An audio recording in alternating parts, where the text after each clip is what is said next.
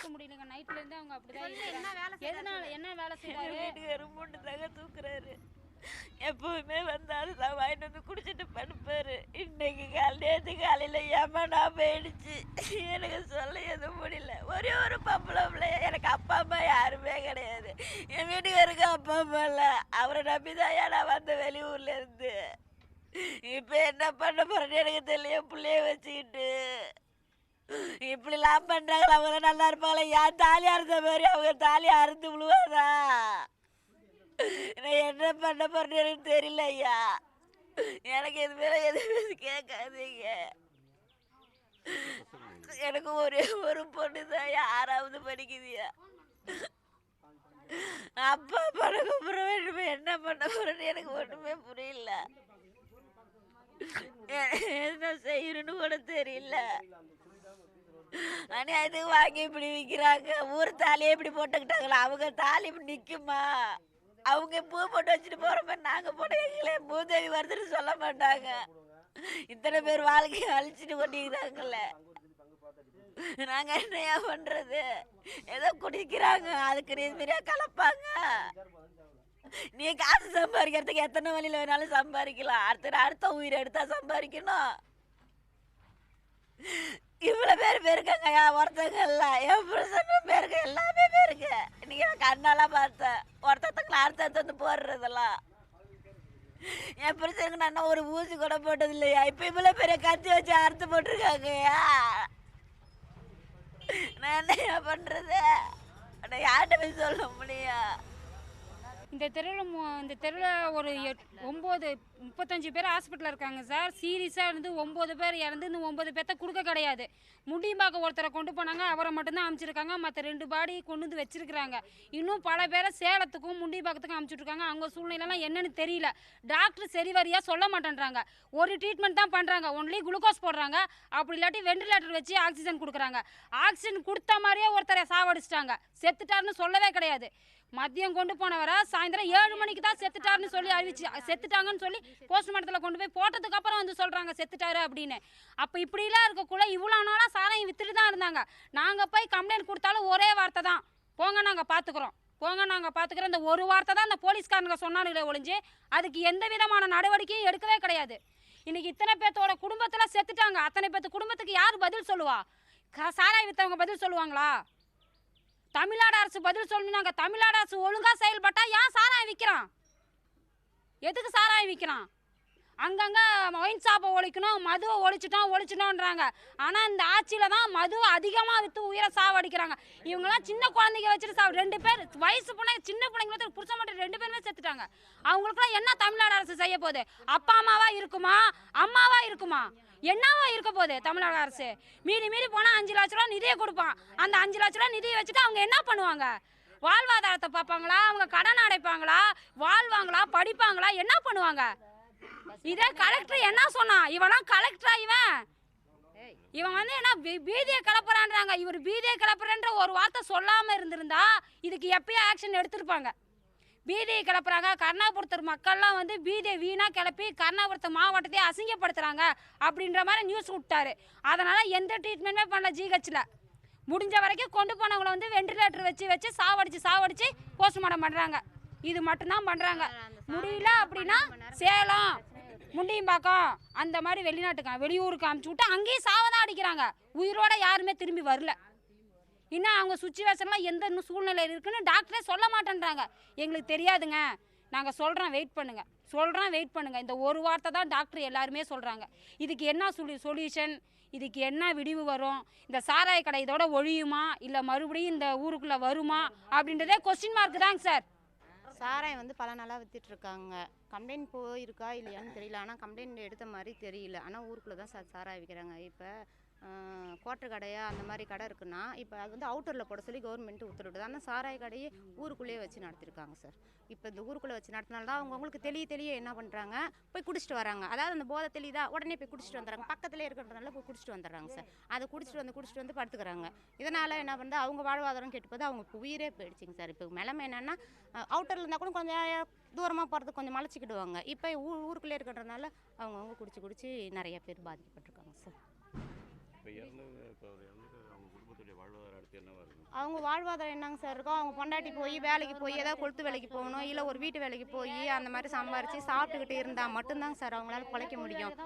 யாருமே இல்லைங்க சார். குழந்தைங்கள காப்பாற்றினா குழந்தைங்கள பார்ப்பாங்களா, இல்லை அவங்க போயிட்டு வேலை செஞ்சுட்டு அவங்கள பார்த்துக்கிட்டு இருப்பாங்களாங்க சார்? அவங்க வயிறையும் காப்பாற்றணும், குழந்தைங்க வயிறையும் காப்பாற்றணும், படிக்க வைக்கணும்.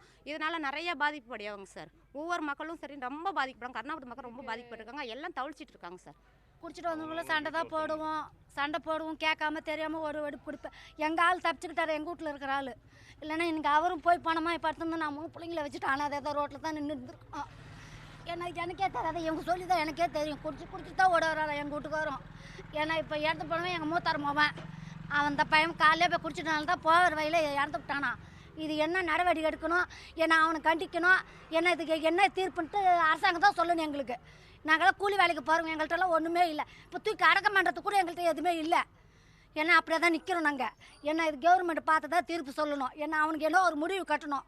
ஏன்னா அந்த கலெக்டர் சொன்னார் விபத்துனால எழலை, இது இப்போ வகந்தி கிளப்பி வருவாங்கன்னுட்டு. வகந்தினால 100 பேர் எப்படியா சாவாங்களா சொல்லுங்கள் பார்ப்போம். அதெல்லாம் அந்த கள்ளச்சாரம் குடிச்சு இறந்து போயிட்டாங்க. எல்லாம் எங்கள் வீட்டு பிள்ளைங்களெல்லாம் வச்சுக்கிட்டு நாங்கள் இப்போ ரோட்டில் நிற்கிறோம் அனாதையா. இறந்து போனவர் என்னுடைய சொந்த மைத்துனர் மச்சான் சுரேஷ். பிரவீன் என்றவர் வந்து என்னுடைய கொழுந்தியா பையன். 2 பேரும் வந்து கொஞ்சம் ட்ரிங்க்ஸ் பண்ணுவாங்க. யாருங்க அவர் எனக்கு தெரியாது. இவங்க 2 பேரும் என்னுடைய உறவு முறை. ஒரே குடும்பத்தில் ஒரே பகுதி. ஒரே பகுதி தான். ஆமாம், ஒரே பகுதி தான். நைட்டில் ஏதோ 2 மணிக்கு ட்ரிங்க்ஸ் பண்ணியிருக்கிறாங்க. ராத்திரி 2 மணிக்கு வியாபாரம் நடக்குது, சாராய வியாபாரம். குடிச்சிருக்கிறாங்க. குடித்த உடனே இந்த பிரவீனும் எங்கள் மைத்துனர் சுரேஷும் அதே தான் சொல்லியிருக்காரு. வயிறு எரிச்சல், கண் எனக்கு சரியாக தெரியல அப்படின்னு சொல்லி கத்திருக்கிறாரு. அந்த ராத்திரியில் ஆட்டோவை பிடிச்சி அங்கேருந்து கொண்டு வந்திருக்கிறாங்க. வர வழியிலேயே அவங்க கையெல்லாம் வந்து ரொம்ப ஜில்லுனாகி ஜிஹெச்சுக்கு வர்றதுக்குள்ளே அவங்க வந்து டெத் ஆகிட்டாங்க. 2 பேரும் ஒரே குடும்பத்தில். பிரவீனுக்கு வந்து 2 ஆண் குழந்தை இருக்குது. அவங்க மனைவி அவனை விட்டு அவன் 4 வருஷத்துக்கு முன்னாடியே போயிட்டாங்க. அந்த குழந்தைய பார்த்தது அவங்க அம்மா மட்டும்தான். அவங்க அம்மாவும் ஒரு விடோ தான். அதாவது அந்த குழந்தைய 2 பேரும் பார்த்துக்கிட்டது அவங்க அம்மா தான். அதே மாதிரி சுரேஷுக்கு வந்து ஒரே ஒரு பொண்ணு. அவங்க நல்லா படிக்கக்கூடிய பொண்ணு. இப்போ அது ஒரே குடும்பத்தில் 2 மரணம் அடைஞ்சிருக்கு. அந்த குடும்பத்துக்கு உரிய இழப்பீடு கண்டிப்பாக வழங்கணும். எனக்கு என்ன வருத்தம்னா, அதாவது நம்ம கிராமத்தில் நடந்திருந்தால் பரவாயில்ல, சிட்டியில் அதாவது டிஎஸ்பி ஆஃபீஸு, எஸ்பி ஆஃபீஸு எல்லாமே இங்கே தான் இருக்குது. பக்கத்தால் தான் கலெக்டர் ஆஃபீஸ் இருக்குது, அதுக்கு பக்கத்தால் தான் கோர்ட் இருக்குது. இவ்வளவு அதிகாரங்களும் ஒரே இடத்துல இருக்கிற இடத்துலையே வீட்டில் சாராய வியாபாரம் நைட் 2 மணிக்கு நடந்திருக்கு. இது வந்து அரசாங்கத்துக்கு தெரியாத எப்படி நடக்கும்? நீங்களே சொல்லுங்கள். போலீஸுக்கு தெரியாதா? காலையில் இதே கள்ளக்குறிச்சி சேர்ந்த ஒரு போலீஸுக்கிட்ட நான் கேட்டேன். கள்ளக்குறிச்சி ஸ்டேஷனில் இருக்கிறவரே அவர் சொல்கிறாரு, கையை கட்டிட்டு அதிகாரத்தை கொடுத்தா அந்த அதிகாரம் என்னத்துக்கு உதவும், எங்களால் ஒன்றும் பண்ண முடியலன்றாரு. அப்போ மேலிட அதிகாரம் அழுத்தம் இருக்கிறதுனால தான் அவர் சொல்கிறாரு. கண்டிப்பாக அதாவது வந்து நான் எங்கள் குடும்பமே வந்து நான் அங்கே அந்த பாலிமர்லேயும் அதான் சொன்னேன். எங்கள் குடும்பமே திமுக குடும்பம் தான். ஆனால் இவங்க ஆட்சியில் தான் இந்த மாதிரி கள்ளச்சாராயம் குடிசை தொழிலாக மாறிடுது. காலப்போக்கில் இது வந்து என்ன சொல்கிறது, உணவுப் பொருள் மாதிரி வீட்டிலே வந்து தயாரித்து விற்க சொல்லுவாங்க போல இருக்குது. இதுக்கு வந்து போலீஸ்காரவங்களால் நடவடிக்கை, போலீஸ்கார மேலே நம்ம குறை சொல்லி ஒன்றுமே பண்ண முடியாது. அவங்களுக்கு இருக்கிற ப்ரெஷர் நாங்கள் நடவடிக்கை எடுக்க முடியலன்றாங்க. ஒரே குடும்பத்தில் 2 பேர் இறந்து போயிட்டாங்க. இதுவே நான் வந்து மாண்புமிகு முதல்வர் ஸ்டாலினுக்கு நான் கோரிக்கை வைக்கிறேன். அவங்க குடும்பத்தில் 2 பேர் இறந்துருந்தால் அவருக்கு என்ன பாதிப்பு வந்திருக்கும் கொஞ்சம் யோசிச்சு பாருங்கள். அரசாங்கம் நடத்துறது வந்து பெரிய மேலே இருந்து உத்தரவு போடுறது மாத்திரம் இல்லை, உள்ள சாதாரண மனிதனுடைய விஷயத்தையும் நினச்சி பார்க்கணும். அதுதான் அதிகாரம். மேலே எங்கேயோ வச்சுக்கிட்டு உங்களுக்கு பணம் வேணுன்றதுக்காக ஸ்டேஷனில் கலெக்ஷன் பண்ணி கொடுக்குன்றதுக்காக நீங்கள் மற்றவங்கள கொள்ளுவீங்களா? நீங்கள் தரமில்லாத சாராயம், கள்ளச்சாராயம் எப்படி வந்துச்சு? இவ்வளோ வருஷம் நீங்கள் வந்து பார் தான் வச்சுருக்கீங்களே, கள்ளச்சாராயம் எப்படி வந்து காய்ச்ச அனுமதி கொடுக்குறீங்க? அதுவும் எப்படி ஒரு காட்டில் மேட்டில் ஒரு தெரியாத இடத்துல நடந்தால் பரவாயில்ல, நடு சென்ட்ரல் சிட்டியில் கள்ளக்குறிச்சியில் ஆயிரக்கணக்கான மக்கள் நடுவில் வீட்டில் விற்கிறான். சேஷம் அது இன்னும் சொல்லப்போனால் கோர்ட்டுக்கு பின்னாடி தான் கருணாபுரம் இருக்குது. கருணாபுரத்துக்கு பின்னாடி தான் இந்த இது நடக்குது.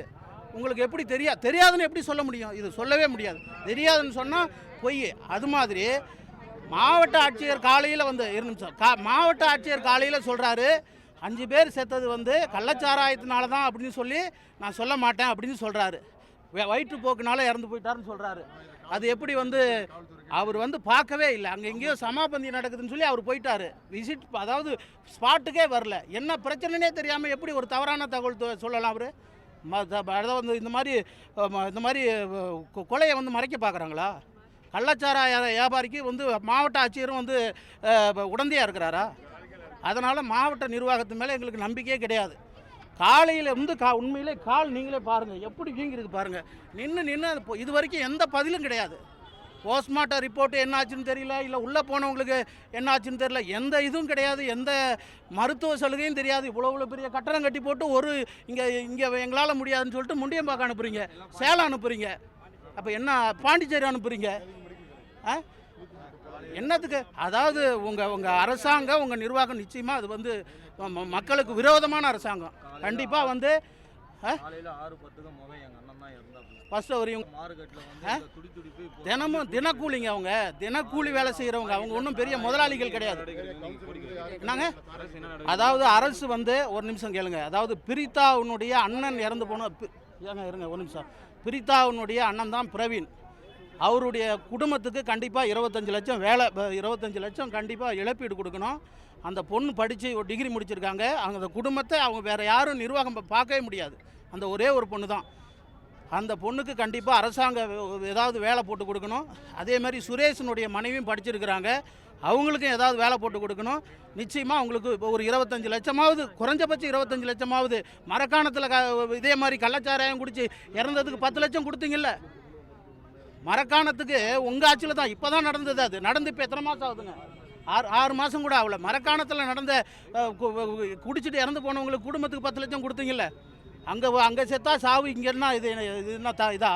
அதனால் கண்டிப்பாக வந்து குடும்பத்துக்கு 25 லட்சம் இழப்பீடு கொடுக்கணும். 2 குடும்பத்துலேயும் டிகிரி படித்தவங்க இருக்கிறாங்க, அவங்களுக்கு கண்டிப்பாக கட்டாயம் அரசாங்கம் வேலை கொடுக்கணும். இதுதான் என்னுடைய கோரிக்கை. கண்டிப்பாக அதை நீங்கள் செய்யணும். 2 பேரும் எங்கள் அம்மாவும் எங்கள் வீட்டுக்காரும் போயிட்டு பாக்கெட் வாங்கியிருக்கிறாங்க. பாக்கெட் வாங்கி இவங்க வந்து வீட்டில் வந்து குடிச்சிட்டு கிடந்துருக்காங்க. எனக்கு தெரியல, நான் வேலைக்கு போயிட்டேன். எங்கள் வீட்டுக்கார் வந்து வாங்கிட்டு அங்கே எடுத்துகிட்டு போயிருக்கிறாரு. அங்கே வாங்கிட்டு எடுத்துகிட்டு போனோடனே மதியானமாக குடிச்சிருக்கிறாரு. குடிச்சிட்டு நெஞ்சு எரியுதுன்னு சொல்லி எங்கள் கடையில் சொன்னோன்னே எனக்கு கடையிலேருந்து ஃபோன் வந்துருச்சு. நாங்கள் அவங்கள அனுப்பிச்சி விட்டோம். இங்கே வந்து பார்த்தா செத்து கிடக்குறாங்க.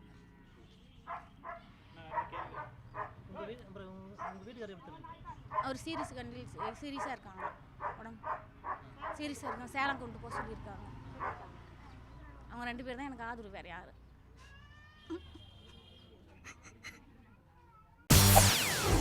செய்திகளை உடனுக்குடன் தெரிந்து கொள்ள உடனே சப்ஸ்கிரைப் பண்ணுங்க.